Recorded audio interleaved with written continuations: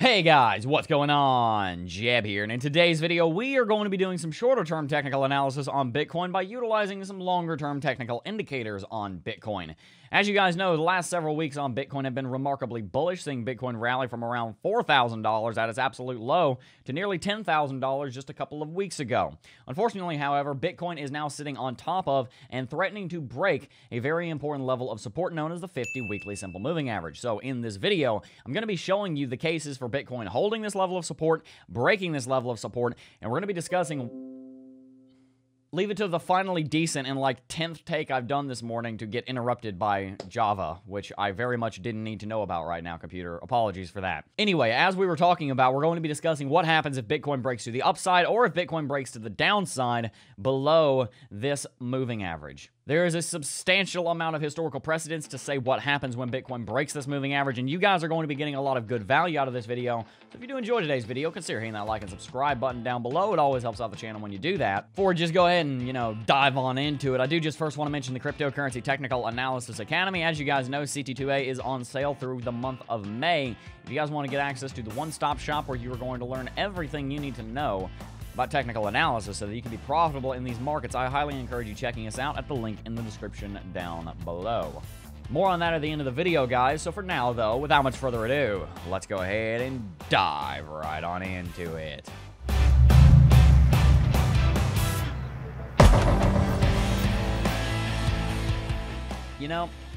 I'm normally a morning person, which is weird because I normally can't get myself out of bed in the morning. It's an oxymoron, I'm aware. But, yeah, I am not awake today, guys, so apologies if I'm a little slow. Anyway, you guys are used to me being slow, so let's jump onto the chart. Anywhooser, guys, as you are well aware by now, Bitcoin has been in a 60 or 70-day uptrend. We rejected at $10,000, and now we have entered that new downtrend that we've been talking about for the last couple of weeks. Broke bearish out of this bear flag right here, and Bitcoin, to be honest, kind of set another bear flag in motion and is breaking bearish out of it right now. Really not a lot of bullishness going on Bitcoin, in my opinion. You can still argue that Bitcoin will bounce off of this uptrending level of support. I am waiting to see what happens on this, and quite frankly, this uptrending level of support matches perfectly with the other level of support that we're going to be discussing in this video, that, of course, being the 50 weekly simple moving average. As you can see, it's this red moving average right here on our weekly chart, and it is the one that we currently find ourselves sitting right above. I'd like to ask you a question, though. What did these last 6 candlesticks look like? Well, to me, it looks like a very, very low-resolution head and shoulders pattern. Let me show you. Right here, we have our left shoulder. We have a head in the middle. Then we have a little bit of green. And if we see a red candlestick falling below that, it honestly, genuinely looks like a low-res head and shoulders pattern. And quite frankly, guys, as I said, this moving average, the 50 moving average right here, lines up perfectly with our uptrending level of support. So, is Bitcoin going to be able to hold here and rally back to $10,000 and break 10K? Or are the bears that are currently asserting their dominance down here on the hourly chart about to become daily chart bears and then weekly chart bears? What's the scoop, John? Well, John, if you look out at the daily chart and the weekly chart, you're going to find some interesting things happening on the MACD. As you can see, the last 2 weeks on the MACD on the weekly chart have indeed been bearish, and they have started to converge on themselves, albeit not very much. This histogram change right here is nothing too significant. You have to understand these colors are not the only important things.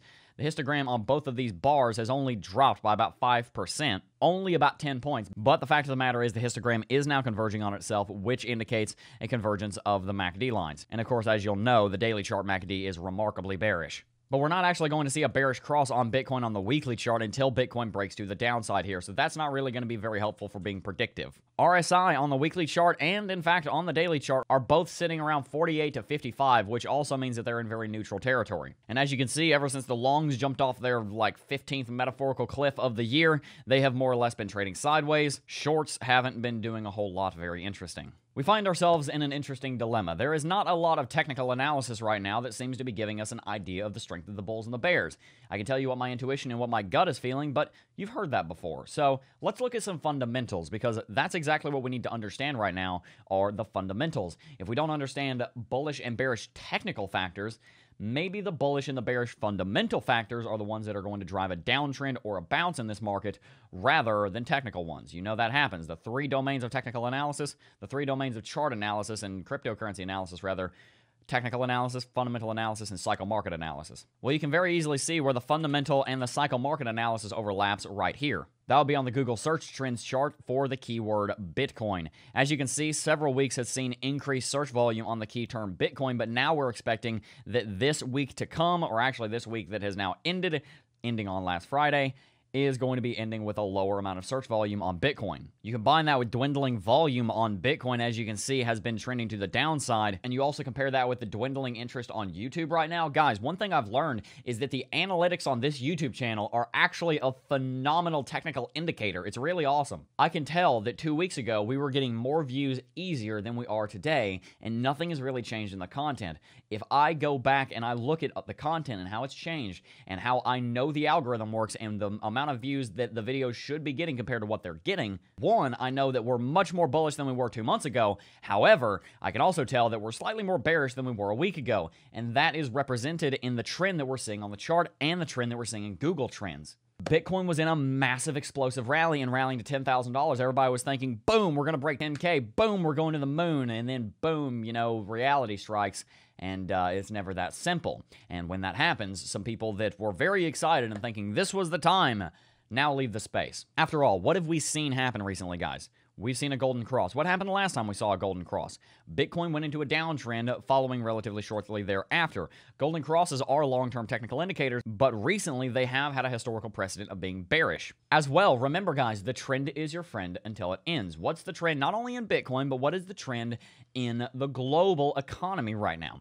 We're in a recession. Whether or not it's been declared yet, or whether or not we've had 2 quarters of GDP negative growth or whatever, whether or not that has been official yet, 40 million people plus are out of work in America alone. More or less, every single major industry on 6 continents is shuttering right now because hundreds of millions and billions of people are staying at home and avoiding each other. Now, of course, the economic uncertainty from this is not going to be very healthy for any market. It's funny and very bullish for Bitcoin in the long term that Bitcoin has fared so well during all of this, but the fact of the matter is that it's not a good fundamental thing for Bitcoin. It was a time for Bitcoin to shine. It was a time for Bitcoin to prove that it was what it said it was. It was a time for Bitcoin to prove itself.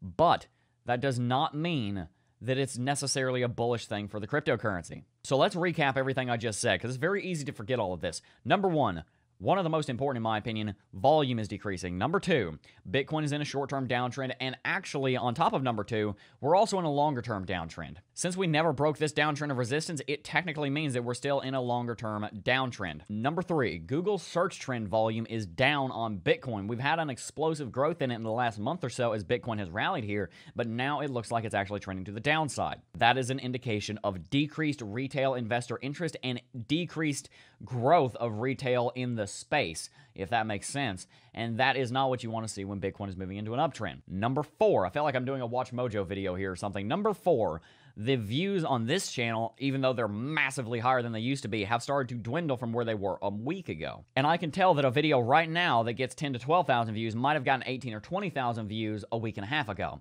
And that, my friends, is what I call the YouTube fundamental indicator. Because at the end of the day, YouTube is just another place where people express their interest in Bitcoin, and there's going to be trends anywhere that you see people expressing their interest in the cryptocurrency, and interest on Bitcoin is down slightly over the last couple of weeks. Number 5, also, and one that I mentioned briefly earlier, longs and shorts collectively are down, which means open interest on Bitcoin has decreased. Stop interrupting me. Why do I keep getting interrupted in this video? Jeez. I swear, I normally have all of my electronics muted, and normally if I get interrupted, I just redo the take. But to be honest, I think it's kind of funny today, so I'm just going to leave it in. Yeah. Anyway, guys, that all leads us back to the title of this video. If Bitcoin falls below this level, are we headed for 6,000? And while, yes, that looks like clickbait, and while, yes, unfortunately, we do have to play the game so that we can actually get ranked in the YouTube algorithm, I would love to have, like, the most boring titles of saying, check out this moving average. I would love for that to be the title, but that video would get no views. We got to play the game, guys. It's been helping the channel. I'm sorry. Nevertheless, in the title, we are talking about a level of support that Bitcoin does not want to break. That one, of course, being the 50-weekly moving average. We already talked about that, but does Bitcoin break this moving average with everything we just discussed? Remember, guys, we focused on the bearish here. There's always going to be another side of the story. Remember, there are 3 sides to every story: good, the bad, and the ugly, the right, the wrong, and the neutral, the yours, theirs, and the truth. There's always 3 sides to every story. In this case, there's the bullish, the bearish, and the, like, trading backwards. Whatever you want the third to be, it doesn't matter. Point here is that Bitcoin is sitting above this level of support, this uptrend and this this 50. If it falls below here, it is reasonable to assume that Bitcoin could fall all the way to $6,000 on the 200 weekly SMA. Now, I'm not saying that we're immediately going to go there. There are plenty of other levels of support and VPVR zones of support sitting below that level before Bitcoin has to pull all the way back down to $6,000. But I will be honest with you, if Bitcoin starts breaking bearish here, I don't see a lot of valid levels of support to catch Bitcoin before the 200 WSMA, before we get to the 200 DSMA. I honestly see Bitcoin bouncing either here at $8,000 or down here at $6,000 on the 200. Whichever one it is, guys, I am honestly feeling bearish right now. Bitcoin has not proven itself to me. If we get a big bounce in the next couple of days off of our uptrending level of support in the 50, then we will reconsider it. At the moment, though, based on everything I'm seeing in the technicals, the fundamentals, the retail adoption, and everything, I am bearish. So, guys, I want to hear your take on that in the comment section down below. What do you think? Where do you think Bitcoin is headed? I would love to hear your opinions in the comment section down below. Make sure to leave a like while you're down there. It helps with the YouTube algorithm. Yeah. Cool. Anyway, guys, before we go, I do just first want to mention briefly the Cryptocurrency Technical Analysis Academy. Guys, there are a lot of massive updates coming to this channel and to all of our products over the rest of this year. And, guys, CT2A is what allows that to be possible. If you want a one-stop shop to learn a lot about technical analysis, CT2A is linked in the description down below, guys. There are 35 high-quality, well-edited videos in this course, and you're going to learn everything from the very basics of technical analysis. If you're newer here, like how to set up and use TradingView, that's a 35-minute video on just TradingView. By the way, there's like no wasted time in there. We go over like 100 different facets of TradingView so that you can get TradingView set up exactly the way I have it for optimal technical analysis, because isn't that what you want, to be optimal in your technical analysis? That's kind of the whole point of learning technical analysis.